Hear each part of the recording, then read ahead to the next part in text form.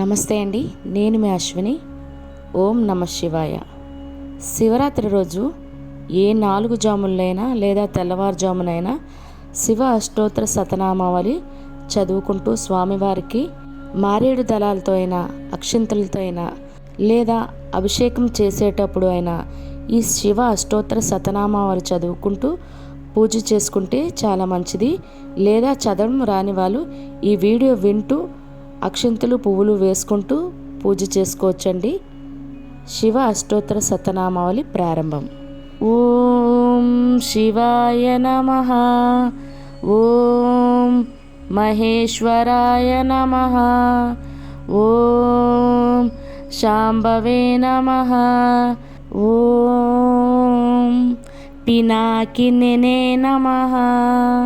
ఓం శశిశేఖరాయ నమః. ఓం వామదేవాయ నమః. ఓం విరూపాక్షాయ నమః. ఓం కపర్దినే నమః. ఓం నీలలోహితాయ నమః. ఓం శంకరాయ నమః. ఓం శూలపాణయే నమః. ఓం ఖట్వాంగినే నమః. ఓం విష్ణువల్లభాయ నమః.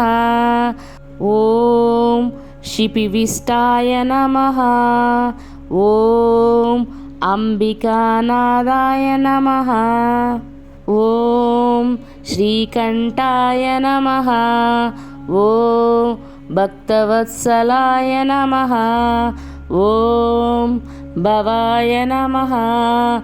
ఓం శర్వాయ నమః. ఓం త్రిలేకేశాయ నమః. ఓం శితికంఠాయ నమః. ఓం శివప్రియాయ నమః. ఓం ఉగ్రాయ నమః. ఓం కపాలినే నమః. ఓం కామారాయ నమః. ఓం అంధకాసురసుదనాయ నమః. ఓం గంగాధరాయ నమః. ఓం లలాటాక్షాయ నమః. ఓం కాలకాలాయ నమః. ఓం కృపానిధయే నమః. ఓం భీమాయ నమః. ఓం పరశుహస్తాయ నమః. ఓం మృగపాణయే నమః. ఓం జటాధారాయ నమః. ఓం కైలాసవాసినే నమః. ఓం కవచినే నమః. ఓం కఠోరాయ నమః. ఓం త్రిపురాంతకాయ నమః. ఓం వృషాంకాయ నమః. ఓం వృషభారూఢాయ నమః. ఓం భస్మోద్ధూళిత విగ్రహాయ నమః. ఓం శ్యామప్రియాయ నమః. ఓం స్వరమాయాయ నమః. ఓం త్రయమూర్తయే నమః. ఓం అనీశ్వరాయ నమః. ఓం సర్వజ్ఞాయ నమః. ఓం పరమాత్మనే నమః. ఓం సోమసూర్యాగ్నిలోచనాయ నమః. ఓం హవిషే నమః. ఓం యజ్ఞమాయాయ నమః. ॐ सोमाय नमः। ॐ पञ्चवक्त्राय नमः। ॐ सदाशिवाय नमः। ॐ विश्वेश्वराय नमः। ॐ वीरभद्राय नमः। ॐ गणनादाय नमः। ॐ प्रजापतये नमः। ॐ हिरण्यरेतसे नमः। ॐ दुर्दर्शाय नमः। ॐ गिरीशाय नमः। ॐ अनगाय नमः।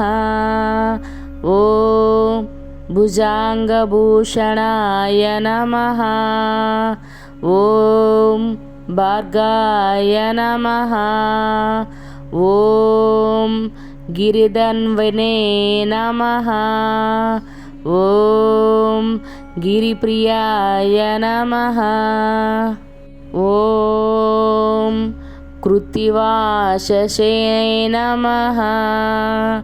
ॐ पुरारातये नमः। ॐ भगवते नमः।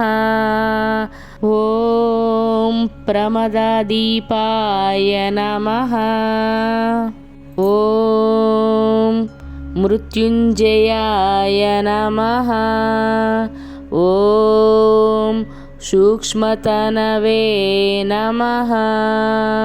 ॐ जगद्व्यापिने नमः। ॐ जगद्गुरुवे नमः। ॐ व्योमकेशाय नमः। ॐ महासेनजनकाय नमः। ॐ चारुविक्रमाय नमः। ॐ रुद्राय नमः। ॐ भूतपतये नमः। ॐ स्थाणवे नमः। ॐ अहिर्बुद्ध्याय नमः। ॐ दिगम्बराय नमः। ॐ अष्टमूर्तये नमः। ॐ अनेकात्मने नमः। ॐ सात्विकाय नमः। ॐ शुद्धविग्रहाय नमः। ॐ शाश्वताय नमः। ॐ खण्डपरशवे नमः। ॐ अजाय नमः। ॐ पाशविमोचकाय नमः। ॐ रूढाय नमः। ॐ पाशुपतये नमः। ॐ देवाय नमः। ॐ महादेवाय नमः।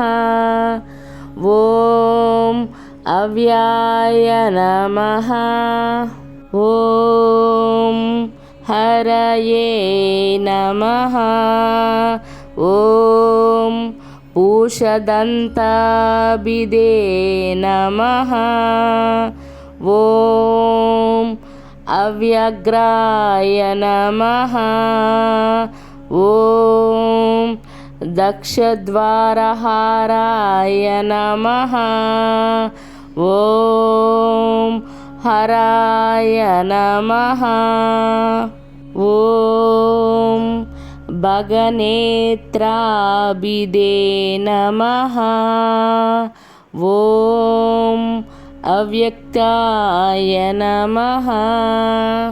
ॐ सहस्राक्षाय नमः। ॐ सहस्रपादे नमः। ॐ अपवर्गप्रदाय नमः।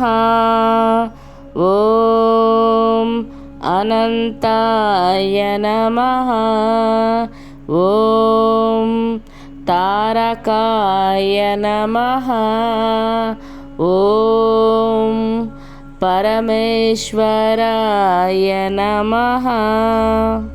इति श्री शिव अष्टोत्तरशतनामावली समाप्तम्।